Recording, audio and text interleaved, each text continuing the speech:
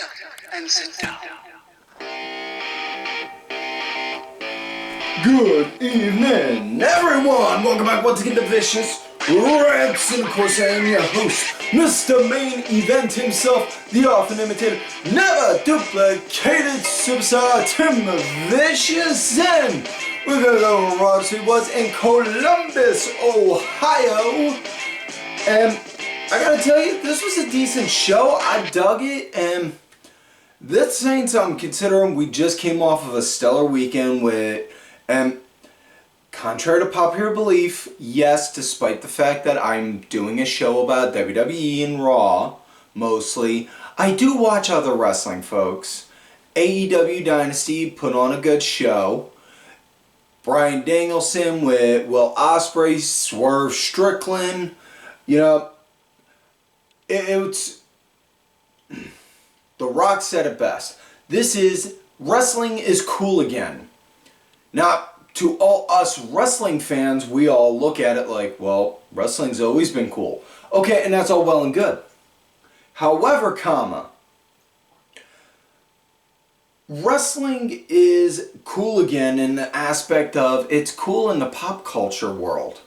Like, we're not being looked at like a third-class citizen, like, oh, ew, you're a wrestling fan? Get away from me. No, we're like, oh, you like that wrestling stuff? Alright, cool. Hey, think you'd show me something about it? We're getting looked at like that. And not only that, you got people that are mainstream stars that watch the stuff, that are there seeing the stuff, that are participating in it. You know, I still think it's wild on how, rewind the clock about a good, maybe 5 or 7 years ago, there was a picture floating around on the interwebs of Sofia Varga at a PWG show out in LA. This is a great time to be a wrestling fan. Enjoy it. Yep, so now that I'm done going off of that diatribe, let's switch gears and talk about last week via the SmackDown Rewind and the big highlight. Well, actually, I'm sorry, before we get into SmackDown, I do want to address the other thing with my producer, Wade. He did just hold up the cue card. Thank you, Wade. That, unfortunately, like, before last week's SmackDown aired, WWE did officially announce they did some talent cuts. It was Indus Sher, Jinder Mahal, Veer, and Sangha, Xia Li, Zion Quinn, and earlier, as of today, as of the day of this recording, they also just let go. They also just let go one of the NXT talents, and Von Wagner. So, yeah. I am always sad when... it always sucks to hear when a talent's cut, you know? But it's... in some ways, I don't try to look at it in a negative aspect, because I'm a firm believer of everything, good and bad, happens for some odd reason, some way, shape, or form. You know, chalk it up for a life experience. You know, Jinder Mahal, first time he got fired, he went out, remade himself and chiseled himself out of fucking granite. Came back and became world champion. And, you know, there is nothing doubt in my mind that says he could not do something like that again. If not in WWE, then in somewhere else. I could see him in a couple months from now challenging for the NWA World's title. You know? I could see him challenging for any number of world championships that people say, well, this is a big name title. But honestly, I hope for nothing but the best. So now that I've gone over that, now we're going to talk about the SmackDown Rewind, and the big highlights from SmackDown were, it started out with excuse me, that the number one contender match, I'm sorry, I've spaced out there for a minute, I apologize folks. We had the winner of the number one contenders match. It was L.A. Knight, yeah, dummy, yeah, let me talk to you. Going up against Uncle Allen himself, AJ Styles. This was quick throwback to WrestleMania, and good God almighty, this did not disappoint. Oh, I loved it. This was a great match. I loved it. And AJ got the win, so at Backlash it's going to be Cody Rhodes versus AJ Styles, and it's wild to think that 20-something years ago, AJ Styles was defending the NWA World's Heavyweight Championship against Cody's dad in TNA. And now, Cody is defending the WWE World Championship against AJ Styles all these years later. It's just wild to think about. And not only that, folks, Eric Bischoff, I listened to a little snippet Eric Bischoff said about with this match coming up, and he hit the nail on the head. He said this could very well be the first time you had two Georgia State wrestling champions going against each other for a WWE championship in a ring. So that right there is kind of cool also when you think about it, because I know there are some people that like to make notes on that kind of history stuff. So aside from that, there was also the Fatal 4-Way Tag Team Eliminator, which the winners face Austin Theory and Grayson Waller for the tag titles, which they were presented new tag titles, and good God almighty, what's it the kids say nowadays? Mwah, chef's kiss. They were presented new titles, and oh, they are such a thing of beauty. They're like the design of those titles are a throwback to the old WWF tag team title look, and it was so beautiful to see. I couldn't put it over enough. But the match had Legado del Fantasma, the New Catch Republic, Street Profits, and Authors of Pain. A lot of good action. I thought it was decent. Street Profits wound up getting the win, so we're going to be getting Profits and Theory and Waller at Backlash. Easy for me to say. We also had Solo talking about him and Tonga sending a message to Kevin Owens, and then you see Tonga throw Kevin Owens out from the entryway, and Kevin's is beaten up and bloodied. And when I say bloodied, I mean like not like a fat lip or a small cut on the nose. No. I mean like half of his face is freaking red, like blood red, not just like paint red.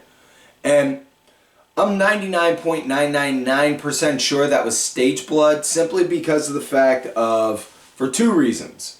One, WWE's blood policy, putting it on camera, and two, and this is the more important part, so keen eye for detail folks, you notice during that whole time, if you go back and watch it, you notice during that whole time the officials, none of them gloved up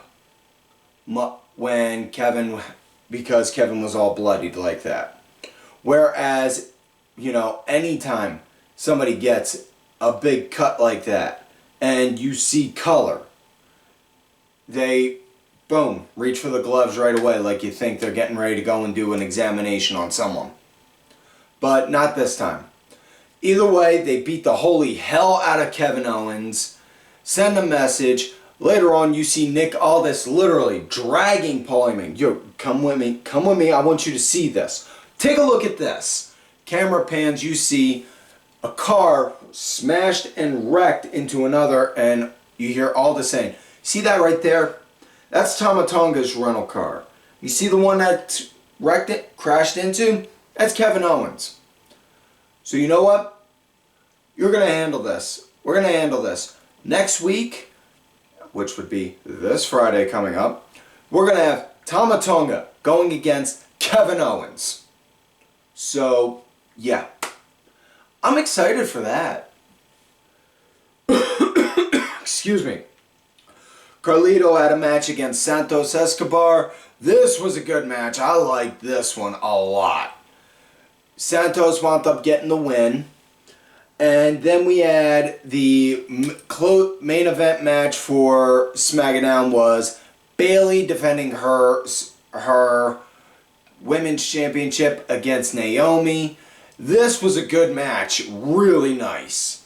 It ended with a schmoz finish with a flim-flam where they're both fighting on the outside, and then Tiffany Stratton shows up out of nowhere, attacks both, so the ref throws the match out to a no contest, and the show ends with Tiffany doing a double prettiest moonsault ever right onto Naomi and Bayley. So 10 get you 20, we're getting triple threat at Backlash, which I'm not even mad at because that just makes that just sounds really good.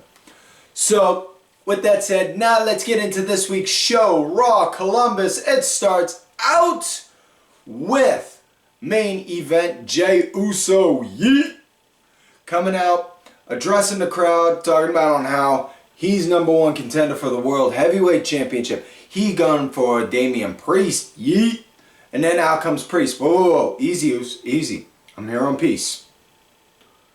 Now it's crazy to think about, but this time last year we went to war. We were going to war with each other. Remember one night we went out, and I don't know if you remember this, but you kicked my ass something fierce. And then afterwards we went out. We went to the bar. I don't remember much of that night, and you just hear Jay mumble on in the mic. I took an Uber home that night. You said we're next in line. Well, I am now. You're just someone that the machine is feeding me. And Jay just like, oh, we going like that now. We going like that. Hold it. Crack the knuckles. Like, okay, time for me to shoot, cowboy. No. You see, you thinking that I'm being fed to you? Really? Nah, see, here's the thing. You're going to be getting fed to me. And come Backlash, I'm going to whoop your ass. I'm going to become the new World Heavyweight Champion. And you're going to hear new World Champion main event Jey Uso. And if you all are down with that, give me a big old yeet. And then you see JD McDonagh come out of nowhere, do an attack. And then then you see Jay go to try and pop a super kick onto JD. He moves out the way and pops Priest by accident, and then Jay just looks like, oh. Well, I'm going to leave y'all be. Deuces. And then just walks on out and gets on out of there. So you see, later on, you see Priest looking at JD like he's ready to rip him a new one. Like, I've had it with this fucking idiot. I swear to God, I'm going to put him through a wall. He's got that kind of a look on his face. So now we come to first match of the night. DIY going up against the Miz and R-Truth, the Awesome Truth, for the WWE Tag Team Championships. And this nice, good, solid action at the start with Miz and Truth leading.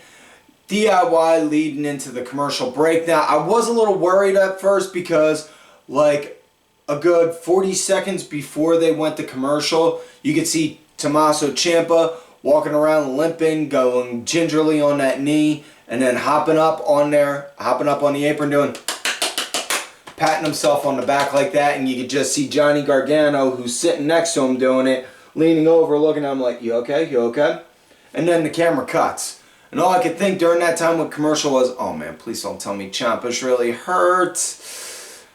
We wind up coming back from commercial. We see Ciampa actually working the rest of the match, and nothing was even said or focused on about the knee, so I'm hoping maybe he just tweaked it, just needed to go easy on it, you know, put some ice on there, maybe take one day off just to rest it a little, and then that's it.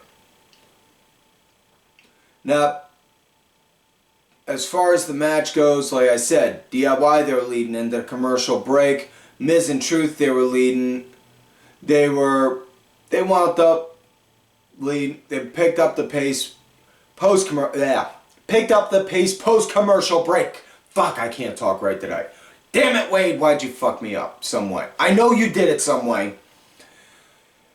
They were leading. They were leading, and DIY, they were putting up a fight through and through, but in the end, Miz and Truth got the win. They did their finish, skull-crushing Truth, onto Johnny Gargano, got the 1-2-3. Afterwards, Miz and Truth, they put their hands out for the code of honor. Johnny, he shakes them both, and Tommaso, he's just looking like, yeah, you know what, the hell with this. And then rolls on out. Okay. Excuse me. Next up, we got tag action. Ludwig Kaiser and Giovanni Vinci of Imperium going against New Day. Now, before this match came to be, we had a promo with Gunther coming out talking about on how, you know, most men would just sit on their laurels about the kind of reign that they had as Intercontinental Heavyweight Champion. I held an outstanding record of 666 days as your champion, and I am not a man that will rest on my laurels, no. Each day I held that title, I raised the bar on that championship to a whole new level. I dare anyone to try and challenge me in regards to that, but now I have my eyes set on a higher prize. I am now officially declaring myself to be entered into the King of the Ring tournament, which is going to be the Saudi show coming up. So then after he does that, then we get interrupted by the New Day, and you just hear Xavier Woods, whoa, honey, you cannot get to go and challenge for the King of the Ring. Not while I'm still king. Do you know what that makes you, trying to challenge me for as the king? A usurper. A traitor. You are not a challenger. You're a thief. An attempted thief. And you want to talk about on how bad you are. Well, where you go, Gunther, at? In which then they started turning into a little bit of a trap beat. Where you go, Gunther, at? Where you gold? Where you gold, Gunther, at? Where you gold? Which, not gonna lie, I may wind up putting that as my ringtone for my phone. But either way, then it wound up being made into a tag match with both teams. And Imperium, they were leading with Kofi being the punching bag, man. It was just, ooh, damn. Are they going to let Woods get any kind of ring action in? Ugh. Woods wound up eventually coming in, getting a hot tag. Excuse me. Getting a hot tag in. Match was good. It was decent. New Day wound up getting the win, doing the Midnight Hour on the Giovanni Vinci. Afterwards, you just see Gunther, who was sitting by the commentator, stand up, look over at Ludwig Kaiser, who was leaning up against the announcer table, and he just gives him this look of like, I'm not mad, I'm just disappointed. And then walks off. Kaiser then slides into the ring, goes, helps Gio up, like, you alright? You alright? Alright, come on, let's get you to the back, man. Helps him out, gets him, and then gets him. Next thing you know, boom! Hits him, starts going after him, goes ballistic. Throws him, beats him, smashes his head and his face up against anything and everything he can get his hands on. And then the officials, they pull him apart. And then he goes all the way about halfway up the entry ramp. And then runs back down and then does that running drop kick like he did to Kofi a couple months back. And just, oh! Damn! That was nasty! So, yeah. Afterwards, you see Ludwig go, walk away, brush it off like it was nothing, gets into Gorilla, looks at Gunther, message has been sent. And just leaves it at that. So, yeah, okay, penalty. There are failures lead to penalties. So noted.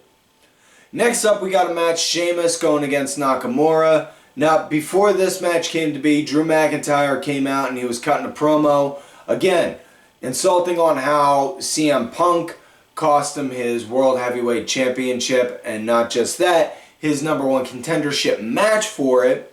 And then Sheamus came out, Jimmy came on out, like, Drew, what the hell's going on with you, man? Can't you see all these problems that keep happening around you? It's all because of you. You're blaming CM Punk for your title. Let's just say, for the sake of argument, he is. You know what that means? A one-armed CM Punk just kicked your ass. Like, oh, he just went there. Excuse me. And it's like, no, listen, man. And Jimmy was pretty much hitting it on the head like, listen, dude, all these problems, it's not someone else's fault. It's your fault because of your mindset, your attitude, the way you're carrying yourself. Fucking fix yourself and you'll get back to where you were.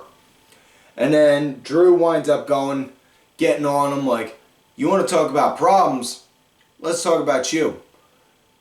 While I'm out here going and fighting day in and day out, and putting on banger after banger after banger, you're over here looking like you're going for burger after burger after burger after burger.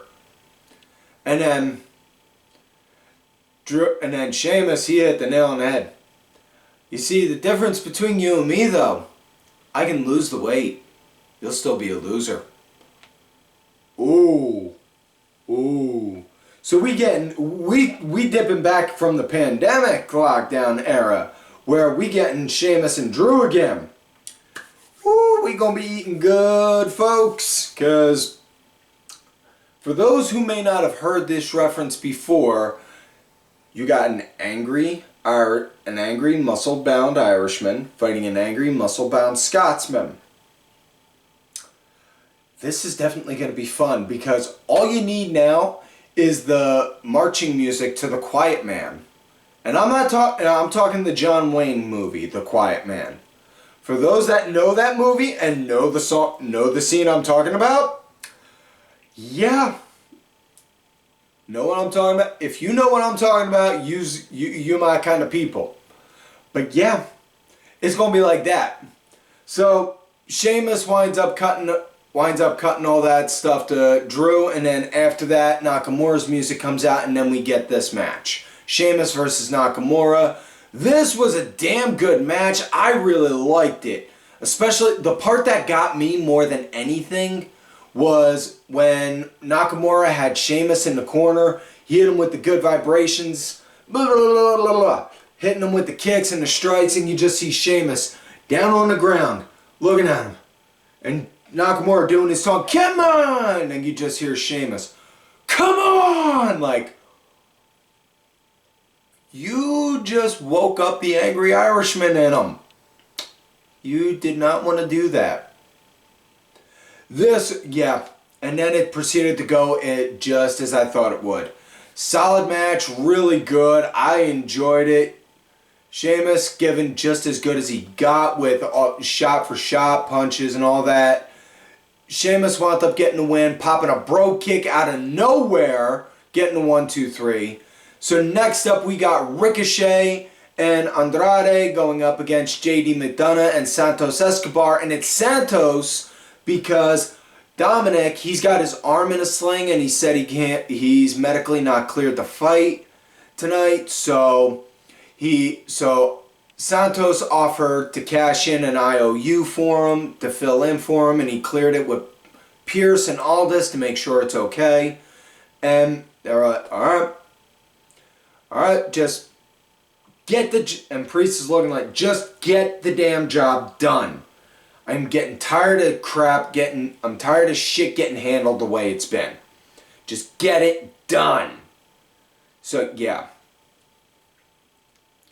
As far as this match went, really nice pace. I dug it, and not gonna lie, part of me kind of popped a little at the idea of you got Ricochet and Santos in the ring at the same time.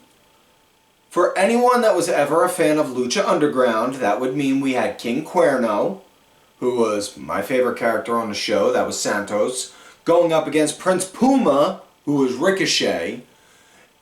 So, yeah, that was pretty cool. But this was a decent match. I thought it was good. Ricochet, he was the punching bag. Andrade got the hot tag in. When he got the hot tag in, he started doing good, cleaned up house. You know, and he wound up getting a win, doing the leg drop maneuver on the JD McDonagh, the end. Afterwards, Priest came out, cleared out everyone, beat the crap out of everyone, and then went to Dominik, started yelling at him in Spanish. You could hear, excuse me, you'd hear JD looking at him like, what'd he say? What'd he say? And roughly translating, I don't remember it word for word, so paraphrasing this, mind you, saying, I handle my own business. So now we come to main event match of the night. It was the Women's Battle Royal to determine the new determine the new Women's World Heavyweight Champion. So, right at the start, everyone targeted Nia Jax and Piper Niven, which, that was clever, and then they both cleared off everyone that was bombarding them, and then they just looked at each other and locked horns like, okay, this two big badass women that I'm going to need to see fight sometime soon. So I'm all for that. And yeah, so that's pretty cool. Now, it was very much so like you would expect, but a battle royal, a lot of mayhem ensued. Big highlight was at one point, Piper was fighting Becky Lynch on the outside legally, I might add, because Piper got eliminated, but Becky got drug out from under the ropes. And the first thing that popped in my mind was, Drew's getting pissed off at Sheamus, Piper's getting pissed off at Becky. Man, what is it with the Scots having an issue with the Irish tonight? Damn. For everyone else's sake, I hope Nikki Cross isn't mad at anyone. I hope Nikki Cross isn't mad at Big Damo. But, yeah. Then Nia, she was out of the ring again legally. Started fighting and did a Samoan drop doing a Samoan drop to Becky onto the table that Piper was knocked out on, and then she powerbombed Becky onto the table, took her out for a good bit of it, to where it was for a good while down until the last three was Nia Jax, Liv Morgan, and Becky Lynch. Liv and Nia, they were working together for a short little bit to take, or Liv and Becky, I should say, were working for a little bit to take Nia out. And then eventually afterwards they started going at each other. The match ended on the apron where they were both trying to throw each other off of it like crazy.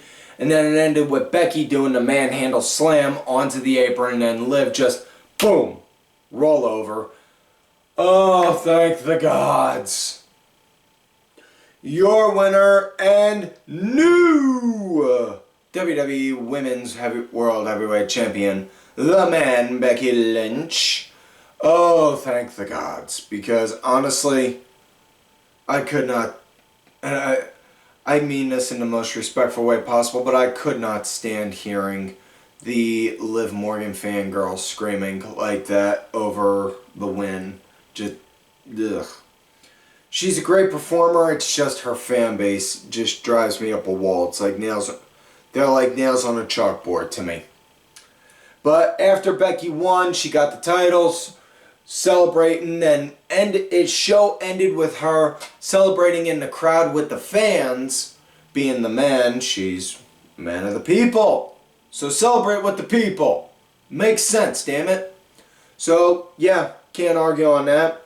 So with that said, folks, that's it for this week's show. So Please, if you're watching this on YouTube, like the video, subscribe to the channel, go back, watch some of the other episodes. If you're listening to this on Spotify, follow the channel. Leave a 5-star review if you feel like it's worth it, if you feel like this show is worth it.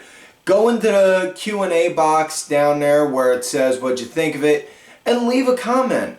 Tell me what you think, good or bad. I can't improve without your feedback. So please, I'm asking you to help me. How many other shows do you hear a host say that to their listeners? So, with that said, also, thank you. Please make sure you check out whatamaneuver.net for some Vicious Rants apparel. If you're looking at the video, you can see I'm wearing the Vicious Rants tank, which is perfect for the warm weather. We also have t-shirts, long sleeves, women's tees, toddler tees, and baby onesies.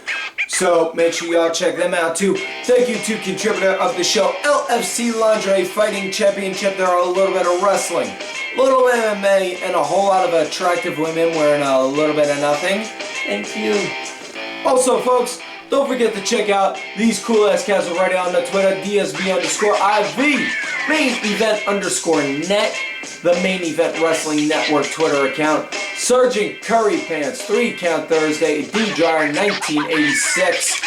Look for me on the Twitter at Tim Vicious, also on that Blue Sky and Threads, John is Tim Vicious as well. And folks, shut up and sit down. Like I always tell y'all, if you love me, great. You hate me,